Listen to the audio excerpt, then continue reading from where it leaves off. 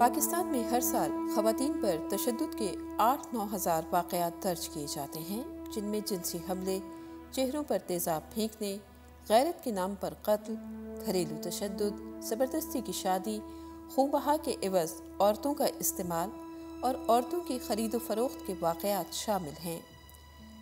बदकिस्मती से इन वाक़यात में रोज़ बरोज़ इजाफ़ा हो रहा है।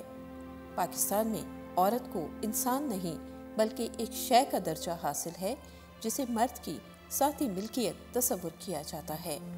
ख़वातीन पे तशद्दुद के तो लातादार केसेस आ रहे हैं। बहुत ज़्यादा जो है ख़वातीन पे तशद्दुद होता है कि औरतों को जो है ऑनर किलिंग्स में मार दिया जाता है।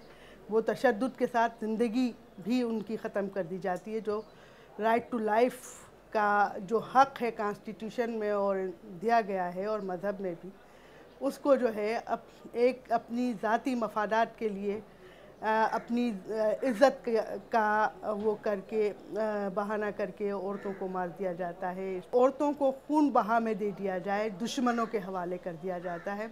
औरत को उनका हक़ ना देना विरासत में और उनको कुरान से शादी करके उनको घर में बिठा देना, ये भी एक तशद्दुद की शक्ल है। जो एक ज़हनी अज़ियत दी जाती है कि उसकी शादी नहीं करवाई जाती उस औरत को और उसको एक बीवी बना के तावीज़ गंडों पे लगाकर उसको बिठा दिया जाता है।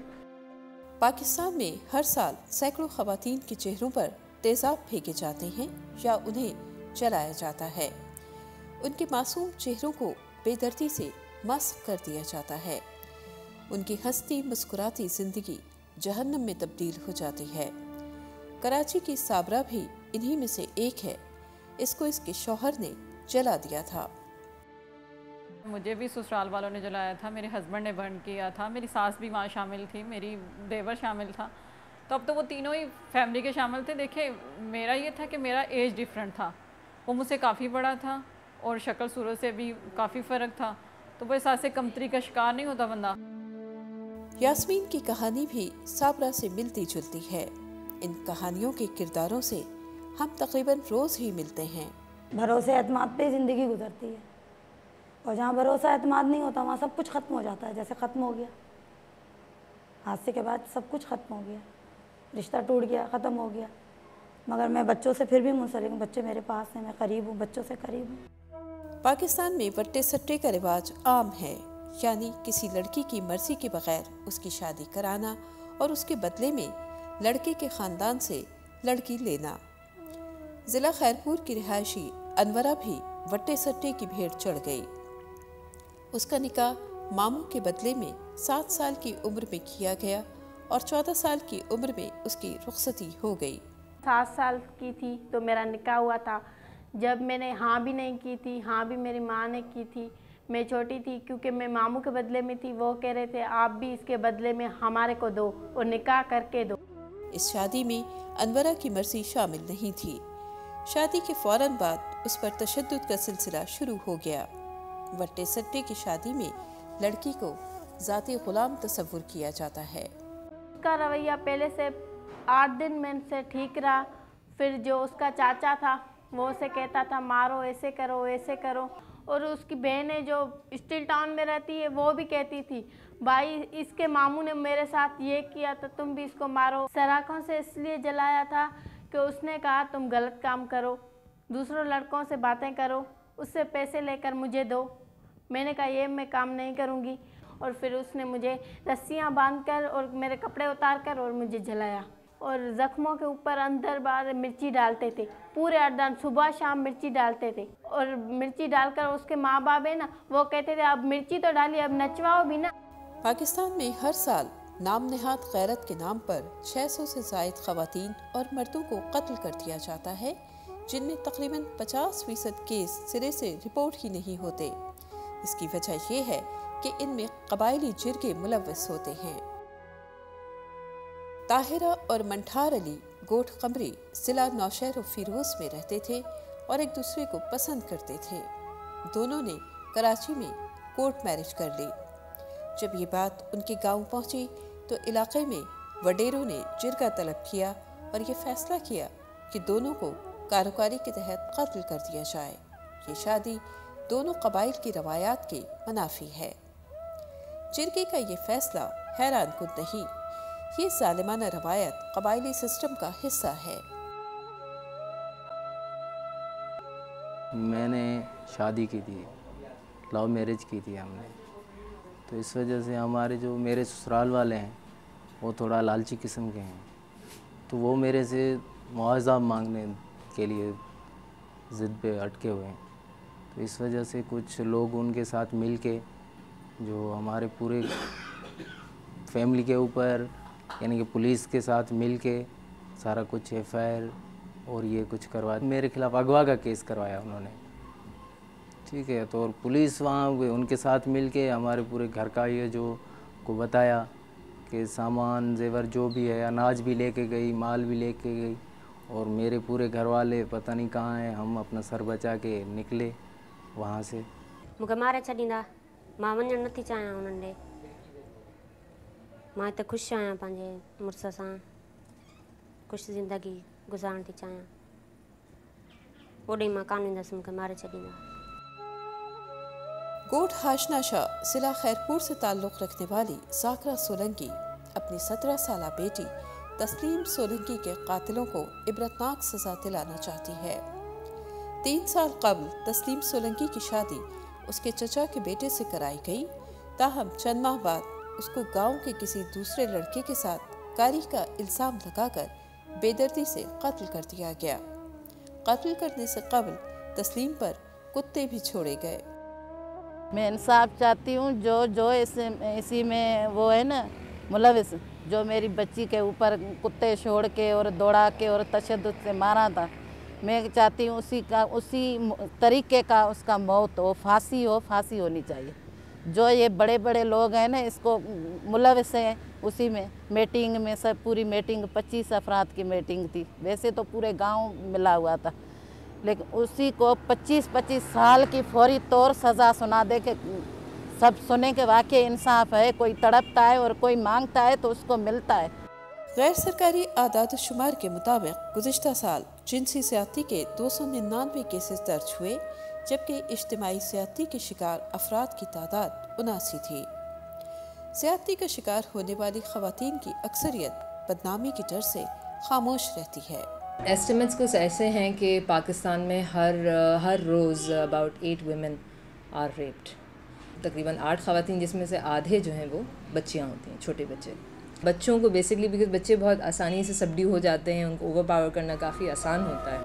पाकिस्तान उन ममालिक में शामिल है जहाँ जिनसी ज़्यादती को बतौर हथियार इस्तेमाल किया जाता है, और बाज़ औक़ात इन जराइम को बरादरी की हिमायत हासिल होती है। नसीबा को लीजिए, इस बदनसीब को ज़िला घोटकी में मर्दों की लड़ाई के नतीजे में गैंगरेप का निशाना बनाया गया। मुझे मारा, मेरी अम्मी वालों को मारा, मेरे बहन भाइयों को मारा, और मुझे गुत्ती से पकड़ के घसीट के मार के सुतार के घर ले गए।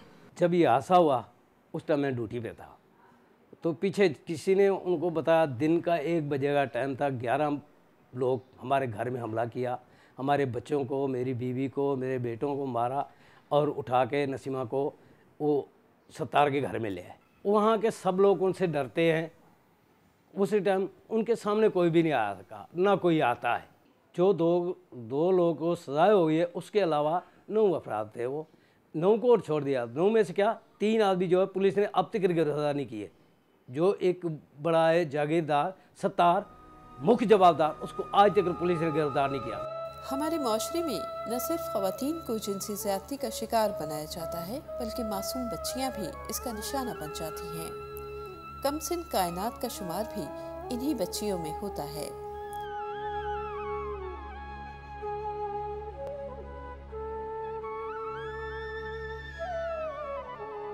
मैं खाना खा रही थी घर में, तो ना सामने वाली ने बुलाया था मेरे को, तो मैं चले गई। तो फिर उन्होंने कहा दाल मोट ला दो, और छालिए में लेने चले गई रोड पे। तो शेरू जा रहा था, बोला आओ तुम्हारी बहन के कपड़े। तो मैंने कहा नहीं, मैं नहीं ले रही, और ना मैं अपनी बहन से पैसे लाई हूँ, मैं नहीं जा रही, मैं अपने घर जा रही हूँ। वो ले गया मेरे को अपने घर में, देखे फिर नहीं, बोला जिससे सिलवाएं उसके पास है, तो गंदी गली में ले गया। चिल्ला रही थी जैसे, तो मेरा मुंह पकड़ रहा था, जैसे फिर ना वो मैं बेहोश हो गई, फिर वो भाग गया, मैं भाग के अपने घर आ गई।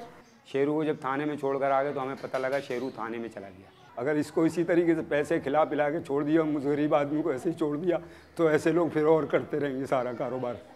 तो मैं चाहता हूँ मेरी मदद भी की जाए और इसके संग वो सज़ा दी जाए जो इस्लाम कहता है, तब तो सही है, वरना लोग ऐसे ही करते रहेंगे, हम गरीबों को दबाते रहेंगे। कबायली झगड़ों में सुलह और तस्फिये के लिए औरत को कुर्बानी की भेंट चढ़ाया जाता है। मर्दों के दरमियान दुश्मनी के खात्मे के लिए अक्सर औरत को इस्तेमाल किया जाता है। दो कबाइल के झगड़े के नतीजे में हलाक होने वाले मर्दों के खून बहा के तौर पर उमूमन औरतों को दुश्मन कबाइल के हवाले कर दिया जाता है। ये 4 बच्चियां छोटी उम्र की 3 साल की 4 साल की ये निकाह में दी जाए दुश्मन ट्राइब के मर्दों को। अब वो मर्द 25 साल का भी होगा, 50 साल का भी होगा, उस बच्ची के साथ वहाँ क्या हशर होना है वो हमें पता नहीं होता। वो दुश्मन के पास जा रही है तो आप समझ सकते हो कि उस बच्ची से दुश्मनी निकाली जाएगी, क्योंकि उस बच्ची को ओन ही नहीं किया जाएगा वहाँ पे। और वो बच्ची जो कितनी छोटी उम्र में शादी करके वहाँ जाती है, उसके बाद उसके साथ क्या होता है, उसकी औलाद होती है उसके साथ वहाँ क्या गुलामों की तरह हशर होता है, कुछ पता नहीं होता है, क्योंकि पेरेंट्स फिर उस बच्ची के साथ राब्ते में नहीं रहते हैं, क्योंकि वो दुश्मन ट्राइब को दे दी जाती है। पाकिस्तान में हजारों जवान लड़कियां गुर्बत और अफलास के बायस अपनी इस्मत फरोख्त करने पर मजबूर हैं। घर वालों का पेट पालने के लिए उन्हें मजबूरन इस दलदल में उतरना पड़ता है। मैंने कॉलेज ख़त्म करने के बाद जॉब के लिए मैं गई। मेरे 4 बच्चे हैं, 4 बच्चों का पेट पालना था। शोर ने छोड़ दिया, नशा करता था। और उसके बाद जॉब के लिए गई तो जॉब वाले अपना ही मतलब निकालने का कहते थे। इसके बाद 5 रुपये किसी से मांगो तो इस दौर में 5 रुपये नहीं देंगे, 500 देने को तैयार है, मगर अपना मतलब निकालने के बाद फिर मैंने यही अपना लिया। मैंने कहा कि जब 500 रुपये जब ऐसे ही मिल रहे हैं हमें, तो फिर नौकरियां करो, ये करो, मारे मारे घूमो, क्या करें। बाज़ औरतों का कहना है कि वो तलाक़शुदा हैं और शौहरों ने बच्चों समेत घर से निकाल दिया है। अब वो अपने बच्चों का पेट पालने के लिए जिस्म फरोशी पर मजबूर हैं।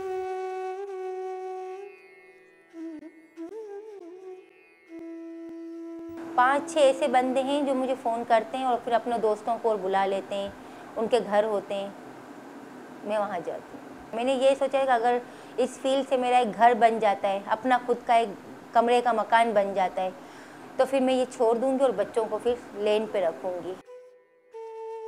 बाज़ शादीशुदा ख़वातीन भी इस मकरूह कारोबार से मुंसलिक हैं। उनका कहना है कि उनके शौहर काम नहीं करते और आमदनी का कोई दूसरा ज़रिया नहीं। वो मजबूरन ये काम करती हैं, जबकि उनके ख़ानदान वालों को इस बारे में कुछ इल्म नहीं। मेरे शौहर और मेरे बच्चों को इस फील्ड के बारे में नहीं पता मैं क्या काम कर रही हूँ। महंगाई की वजह से हस्बैंड का काम कभी होता है कभी नहीं, आए दिन घर में होते हैं, मजदूरी करते हैं और बच्चियों की तालीम के सिलसिले में इतनी मजबूरी दुश्वारी पेश आती थी, किधर से कोई आमदनी का ज़रिया नहीं, तो मजबूरी से ये काम करना। इन तमाम हक़ाइक़ की रोशनी में ये समझना मुश्किल नहीं कि पाकिस्तान में औरत बदतरीन हालात में जिंदा रहने की जंग लड़ रही है। कारोकारी, वनी और हक बख्शवानी के साथ उसे जिंदा दरगोर भी किया जा रहा है। इन हालात में औरतों के हुकूक की बात किसी मजाक से कम नहीं। मुमकिन है कुछ अरसे बाद जहालत का ये अंधेरा कम हो जाए, लेकिन इस वक्त दूर दूर तक रोशनी की कोई किरण मौजूद नहीं।